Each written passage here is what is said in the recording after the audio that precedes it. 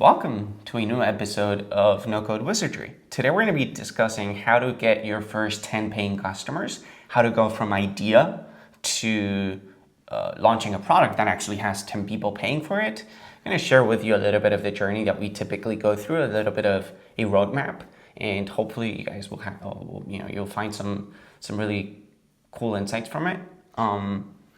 Sure. And I think this is something that speaks to the true underlying problem that a lot of people face when they're contemplating creating a new something. Especially in the bubble community. In the bubble community or in the software community in general. Smart people building some really cool things that are really struggling to actually get paying customers to use them. And a lot of that comes from the lack of methodology that we're going to talk about in this episode that I think is really important.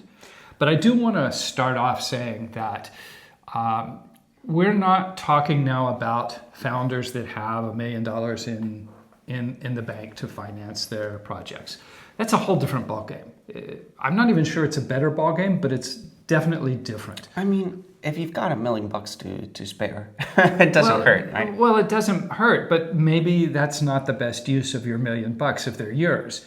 And let's face it, most of us out there, we don't have, strong connections in the VC world, and we're not in Silicon Valley. We're not in Silicon Valley. We're not tech bros, and that means that having those resources is probably not going to happen. And that's a real shame because probably 90% of the best ideas aren't in Silicon Valley, and they aren't had by tech bros, and they don't have connections that guarantee them access to, funding and, whatever it be, all the resources that some lucky, people may have. And I think that's kind of speaks to the core of what we believe in here at Ratio.dev. We're always about the little guys. We're always about the, this doesn't require that you have all that money, that you have all those connections, that you have all those, a rich uncle or a dead grandma who had, inherited gazillions. And I think that there is a pathway. And I think that what we're going to talk about is going to be sort of inspiring and I hope interesting to the people out there that have great ideas and they're wondering, can I make it happen? And just to follow up on what you just said, when you don't have that $1 million budget to be able to market your app, the great application that you just spent a couple weeks building or a month or a few months building, that means that you typically need to substitute ingenuity and bravery in for the lack of money that you have. Definitely. You can't be bland. You can't be boring. You can't be just another voice in the crowd. Because you can't afford to or pay people to find out about you or create enough noise artificially through advertising to be noticed. And so you have to get noticed another way.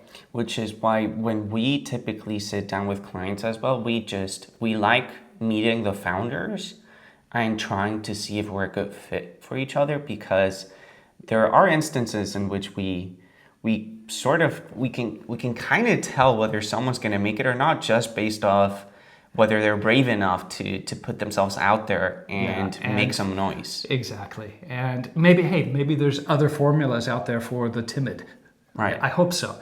I've seen too many of them fail, but I do know that if you don't have the resources to go at the big corporate way, you've got to come up with some other pathway. And the one that has always served us well in the past has been to be bold and to be brave and to say what you think and have your own personality and to hell with the rest of the world. So one of the first things that we wanted to bring up as one of the main key points in today's episode is that we are strong believers in Alex Hormoz's idea of going for high ticket paying customers first. Definitely, yeah. I mean, when you're putting every penny in the game out of your pocket, you need to think about where the next penny's coming from. And to be honest, making a sale is almost as difficult to make a $10,000 sale as it is to make a $10 sale. The mechanics of the process are very similar. Sure, maybe there's a slight impulse buy thing that can make a low ticket offer slightly easier to buy, but that isn't you can't rely on that. That's not going to, it's not going to get you out of the hole. Why do we as entrepreneurs, and to be honest, just as regular human beings, why are we prone to believing that, hey, if I lower my prices, I'm going to get more customers? And this is a mistake that when we've launched our own products, this is something that I always fall victim of. And I almost always tell you, aren't we putting up our prices a little too high maybe? And you always keep telling me, no, we're not. No. Well, first of all, let's think about it. The world is a big place. Yeah. It's big. I mean, there's 7 billion of us out there now? If you go to China and you say, I want to just market to the top 10% of Chinese people, man, they're probably all filthy rich because there's so many, okay? Because just by the numbers game. So there really isn't a reason why you can't just focus on the big ticket customers at the beginning. Then you can learn to scale and you can learn to adapt what you do really well for those big ticket customers to broaden your reach. But let's face it, most new businesses don't want, shouldn't try to get 10,000 customers. They're better off with 10 and doing a damn good job of satisfying them. And do you know what I was just thinking of? I was being reminded of even how big corporations do this. If you take Apple, for example, they put out those Apple Vision Pros at $3,500 knowing that, hey, there's only a limited amount of them that we can make. Why are we going to try to sell them to the middle class person in America if we can sell them to the filthy rich people in the world? And we only have a limited supply of them. And we don't know yet if there's going to be mass market appeal for this product.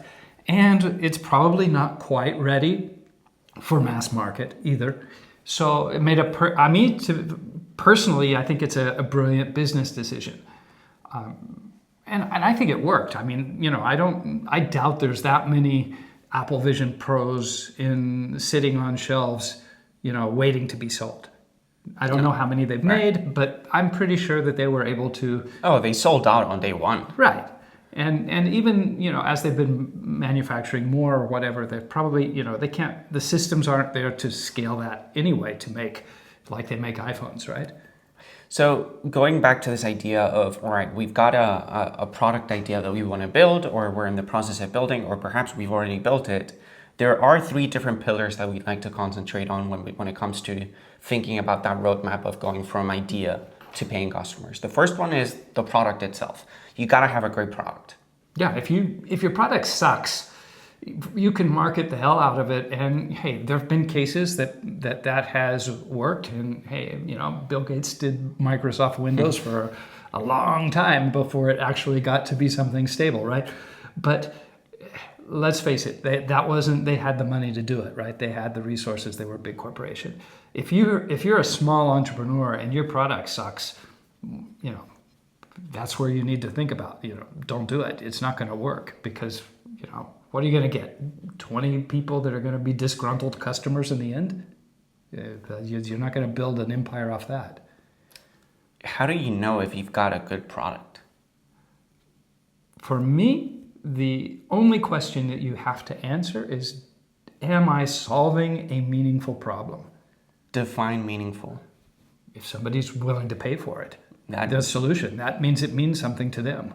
That is the definition. I mean, if it solves a problem that really hurts somebody and hurts them enough that they're willing to sacrifice something to get it, which is putting their hand in their pocket and taking out that money that in the end they had to work to get, right? That means it means something to them. And if you really solve the problem, then you have actually created a meaningful solution. Right. So that's step one. You got to have a good product. It needs to solve a real problem for real people out there. And the second thing that we like to concentrate on is community.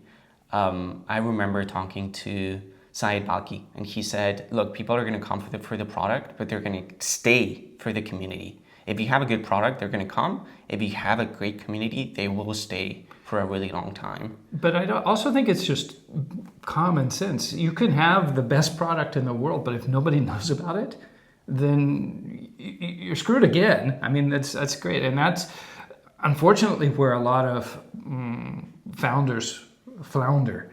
If you know, pardon the almost the pun there.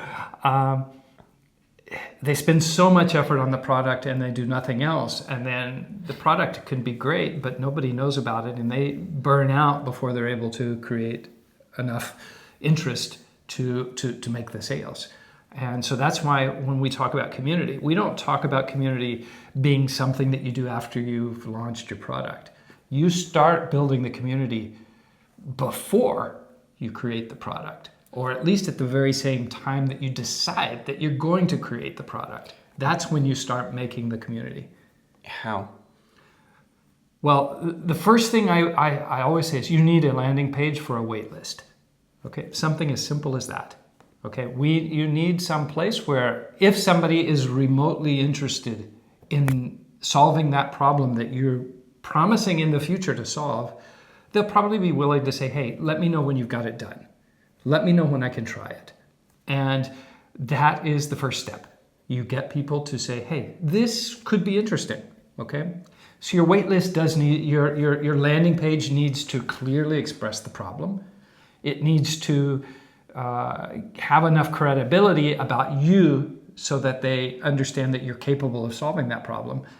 And that gives you a real good barometer to measure whether that problem that you're wanting to solve is meaningful enough. Because if they're not even willing to say, hey, let me know when it's ready, that's kind of a red flag for me.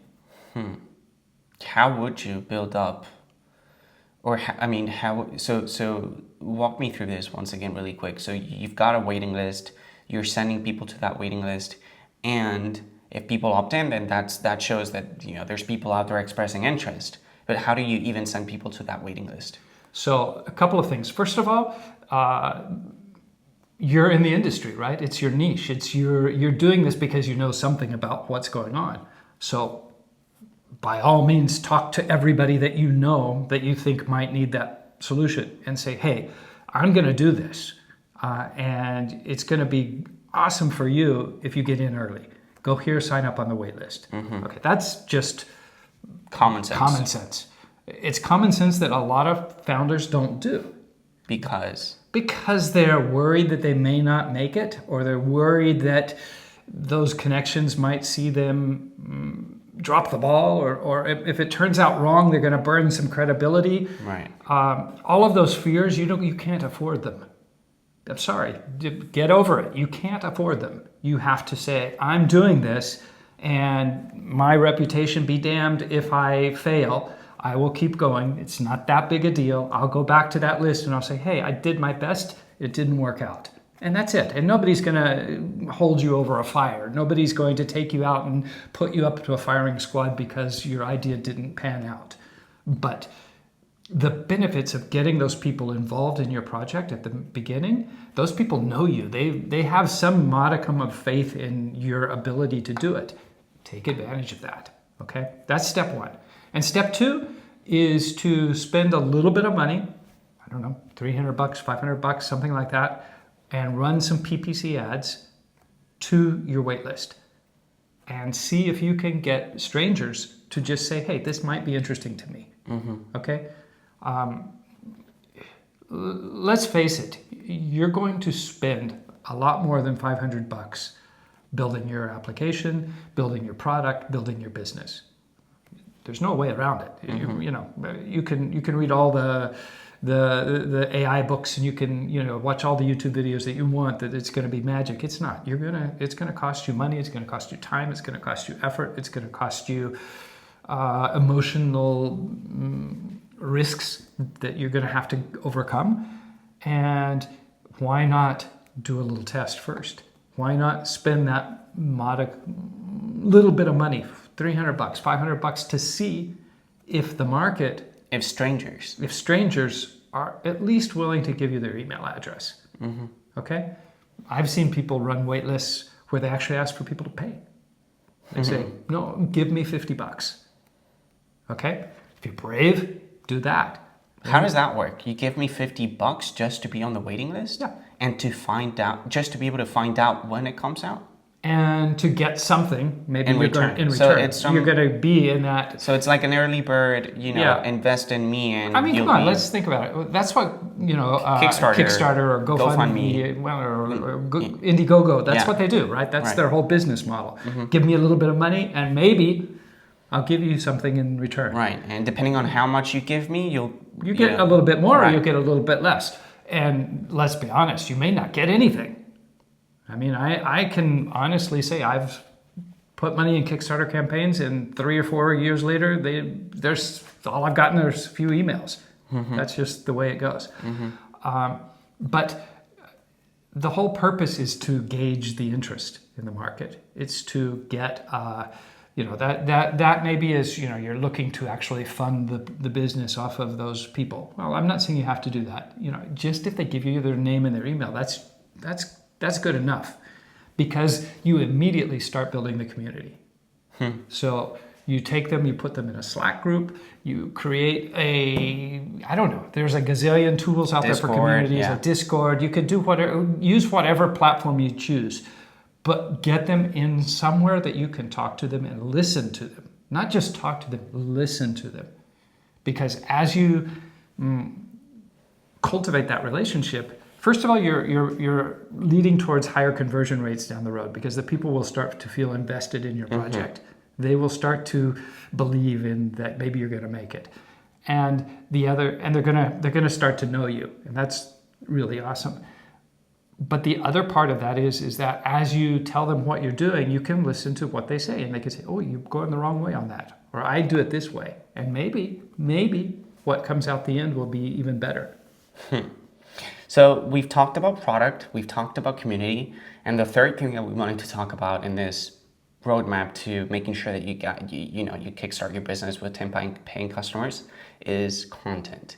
And we strongly believe that content is the core of all modern marketing efforts. Yeah. In fact, this is probably the biggest example, the best example. I mean, we're here, we're creating content, we're talking about what we do, we're talking about our experiences, we're building in public, we're sharing our insights. Yeah.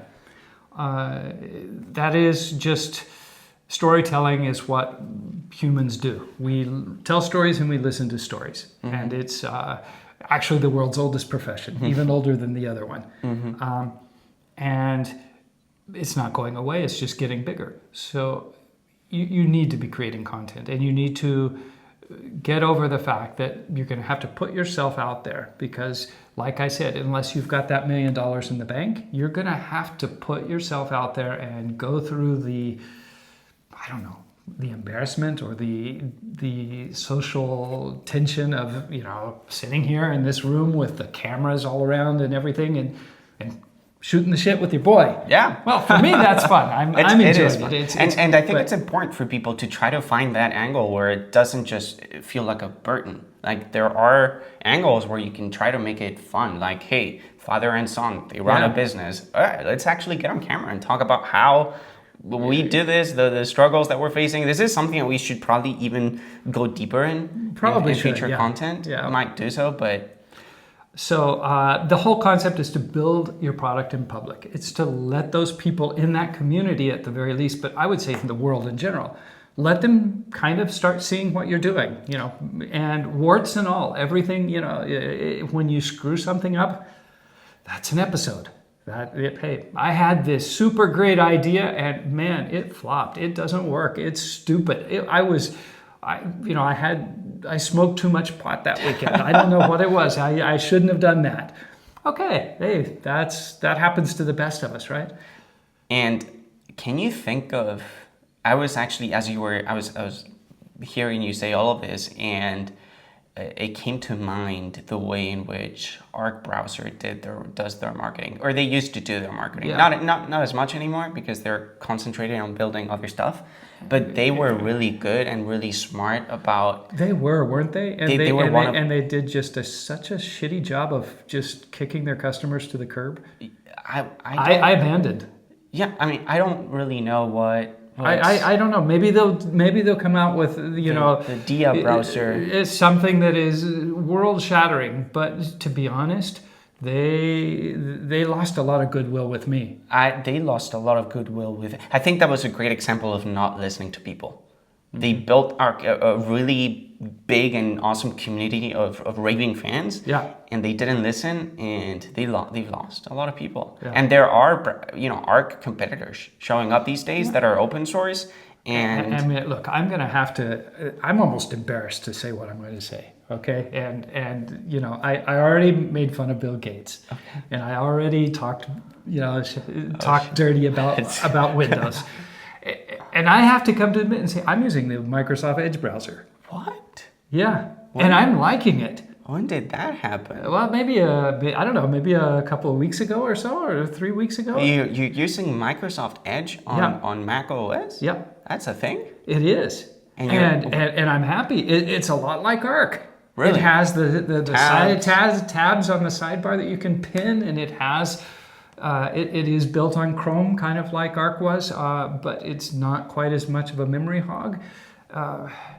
I tried another couple of browsers because I didn't know where to go and I couldn't make them work for me, and I've been happy with it. So you turned over to the dark side. Yeah, I know. Using Microsoft products. Yeah. I'm gonna walk one day into your office and you're gonna be using a Microsoft Edge Surface or whatever they're called. No. Let's not go that far. I'm still a fanboy, an Apple fanboy. Hey, don't let me down, Tim. But I have to admit, it's actually been I'm pretty happy with it. Well, that's a great example, again, going back to the idea of building a community of what happens when you don't listen. Yeah. Freaking Apple fanboy was a happy Arc browser customer, even though we weren't really paying for it. And I tried Safari and I couldn't get behind it. I just did, the extensions and the stuff wouldn't work, and I had problems. Well, let's just wrap up on content. But I think that you need to be consistent. Okay, that is something that's important. I mean, if whatever you decide you're going to do, you're gonna sit down every Sunday and shoot the shit with your boy. That's great, but do it every week. Make sure it happens. And let's actually give an explanation about why it's important. First things first, algorithms actually like it. Yeah. They love consistency. They love knowing that you're going to show up on their platform and you're going to get the job done. It's been proven. Yeah. They like it. So that's part number one. Part number two, your community will like it. Yeah, and they'll start expecting it. Looking forward to it. Yeah. And hey, it doesn't matter. People think that you need 1 million people. You don't need 1 million people. Let's face it. You're starting off. You don't need 1,000 people. You need 100. That should be your goal. You need to have 100 people on that wait list by the day you launch. That's how you get those 10. Real world scenario here. I mean, at the time of recording, I think we've got about 42 subscribers on YouTube. We've got about 15 followers across Spotify, Apple Podcasts, and so on. But these videos, these conversations have already led to phone calls. Yeah, with phone people. Calls and projects that are in the works to be launched. So it doesn't really require a huge audience. And sure, everybody wants to go viral. Sure. Everybody wants to have, 1 million followers, and hey, we'll eventually grow, I'm sure. And it's important to try new stuff. I mean, if you follow us on social media, you will see the No Code Wizard short videos that we've been working on. I mean, those are embarrassing as you can imagine them. I mean, it takes us a little bit of time to film those because we just laugh so much throughout the recordings that it's actually, they take a little bit of time. Yeah. But those are really embarrassing. But we understand that, hey, it takes ingenuity when you don't want to spend $1 million promoting these podcast episodes, because we don't want to do that. We'd rather be ingenious and brave and bold. That means you put on a funny hat and you get your magic wand out and you do stuff. And hey, if that's not it, we've got other crazy ideas. We'll try new things. Yeah, we've got crazy ideas being worked on at the time. So yeah, that is for me the roadmap for getting and launching with those 10 customers is to get 100 people on your wait list, to build that community where you have, if you've got 100 people on your wait list, you're probably going to have 20 people in your Slack channel or wherever it is you decide to create that occasionally interact with you.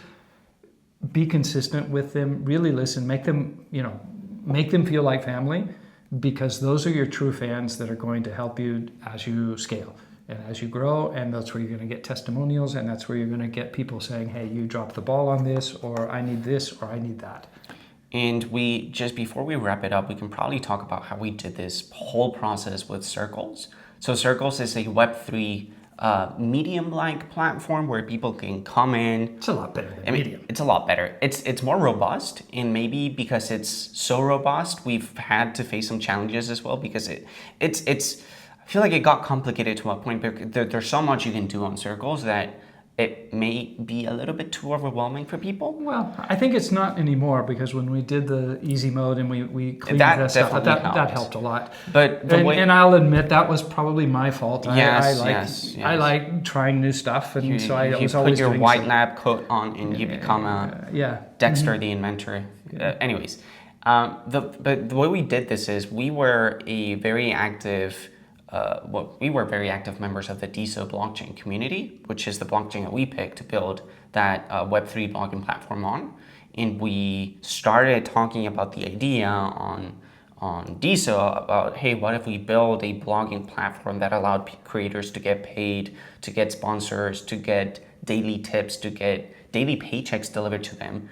And people got excited about that idea, and so we started collecting emails. And hey, we still have paying customers on Circles. Yeah, it's a platform that still works. It's not a raving success. Let's be honest. I mean, hey, it was.